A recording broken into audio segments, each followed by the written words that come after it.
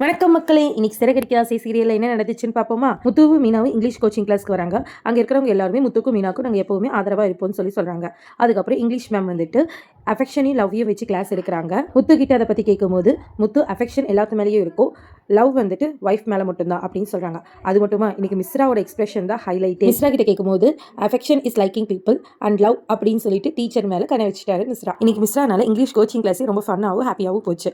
மறுபக்கம் சிந்தாமணி போலீஸ்காரங்களை வீட்டுக்கு கூப்பிட்டு தன்னோட பிள்ளைய கடத்தினதை பற்றி பேசிட்டு இருக்காங்க. அவங்க கையில் சிசிடிவி ஃபுட்டேஜ் கிடைக்குது. அதில் மீனாவோட முத்துவோட ஃபேஸ் கிளியராக தெரியல. ஆனால் சிந்தாமணி இது மீனாவோட முத்துவோட ஃபேஸ் தான், அவங்க தான் என் பொண்ணை கடத்தி இருக்கிறாங்கன்னு சொல்கிறாங்க.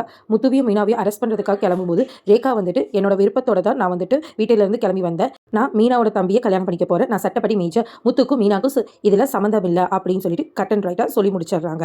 இன்னொரு பக்கம் மனோஜும் விஜயாவும் லாயர் கிட்ட வராங்க. லாயர் கிட்ட ரோகிணிக்கு 5 லட்ச ரூபா நாங்கள் கொடுத்துட்டோம்னா ரோகிணி டிவோர்ஸ் தரேன்னு சொல்லிட்டாங்க அப்படின்னு சொல்லும்போது லாயர் வந்துட்டு யோசிக்கிறாங்க, இதுக்கு பின்னாடி ஏதாவது வந்துட்டு வில்லங்க இருக்குமோன்னு சொல்லிட்டு யோசிக்கிறாங்க. அப்போ விஜயா, நீங்களே வந்துட்டு ரோகிணி கிட்ட பேசிக்கிங்க அப்படின்னு சொல்கிறாங்க. ரோகிணி கிட்ட லாயர் பேசுறதோட இன்னைக்கான எபிசோட் முடிச்சிருச்சு.